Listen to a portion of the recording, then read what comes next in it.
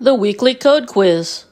You may be tempted to use a table to create a layout for a web page because it can create a grid of columns and rows to lay out the elements on a page. However, this would be a mistake, although in some websites you may see this. When do we use tables?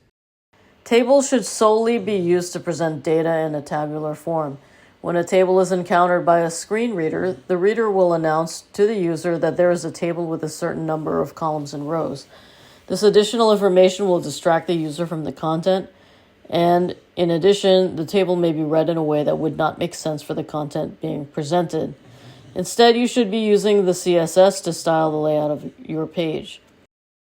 How do we apply principles for accessibility to a table?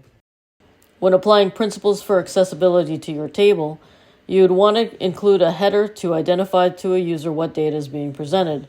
Larger tables may need the addition of a scope attribute, which provides more detail.